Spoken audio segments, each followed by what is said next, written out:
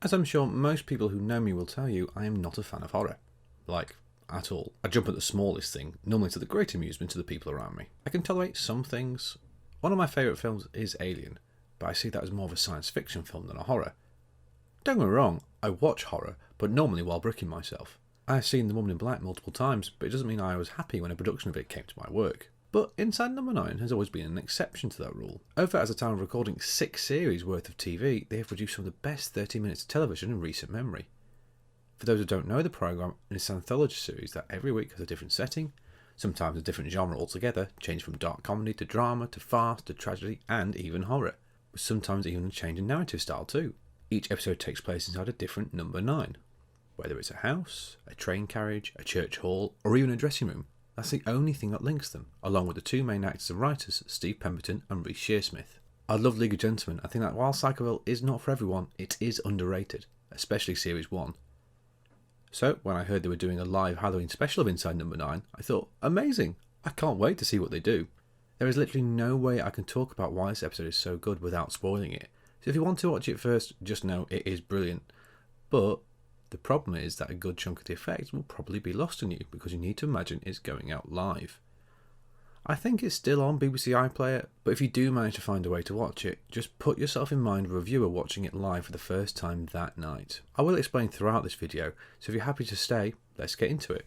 So, the episode starts like any other typical episode of Inside No.9, with Arthur Flitwick having found a mobile phone in a graveyard and is trying to track down the owner. This leads to a few comic lines with Stephanie Cole's character over the phone, but also a few lines that immediately start to throw up suspicions that something isn't right with this phone and how it was found in the graveyard.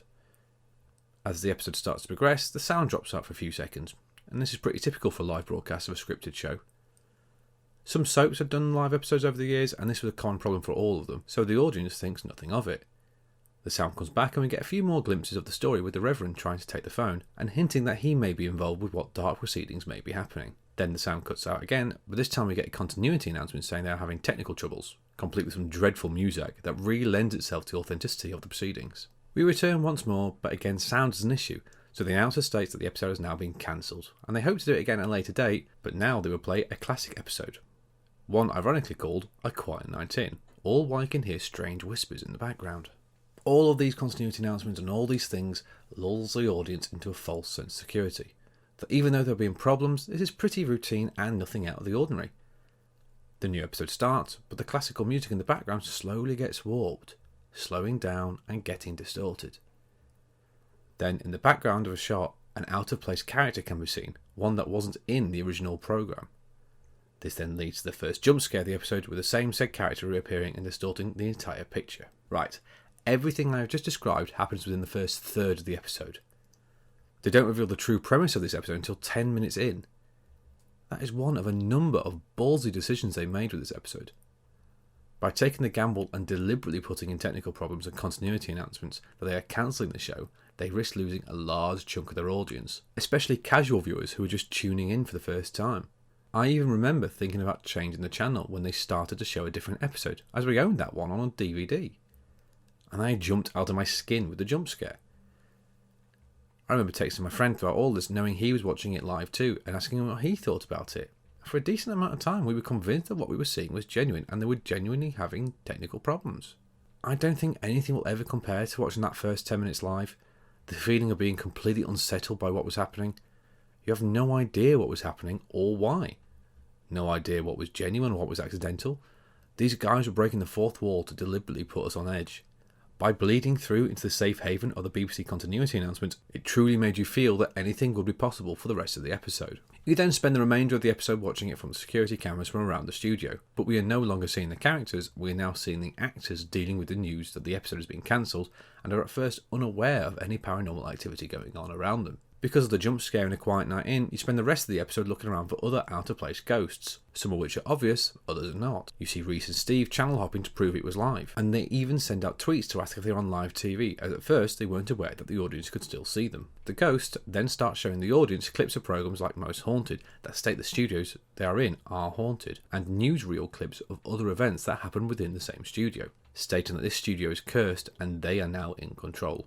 All bar one of these clips are genuine, including an old outtake of a horrible accident involving Bobby Davro and some stocks. Reese and Steve had obviously heard all these stories about the studio and used it as a jumping off point to tell a very unique story. The final section is all told from Reese's headcam, as he has been wearing a cycling helmet for the duration of the episode. The last sequence is very unnerving because of the shakiness of it all. You never get a good look at any one thing, building up tension as you feel he is all alone, wandering the corridors of the studio, leading to one of the most British reactions to being scared. I'm scared! God, you fuck! I could have had a hot cup of tea in my hands. You're once again put on edge for the final few minutes as the lights go out and more ghosts start to appear, as Reese then appears to be killed off by falling to his death, while all the ghosts watch his demise. It then ends with a clip from a few days prior of the two of them on a chat show saying they don't believe in ghosts and don't believe the studio is haunted. Again, this is a genuine interview that had happened. There is so much more to this episode than the 30 minutes that were broadcast. They've been planting stories in the newspapers about the hauntings and deliberately getting interviewed like this to plant seeds for what was really happening. All the while, in all these press junkets and in all these releases, they were talking about the story of a man who was finding a phone in a graveyard. They would even keep up this blurring of the lines of what is real and what wasn't by going quiet on Twitter and laying low for several weeks after the broadcast to really sell their deaths. It is one of the best uses of television as a medium I've ever seen, one that crossed households and played about with conventions to give it a truly unique experience, one that can never really be duplicated.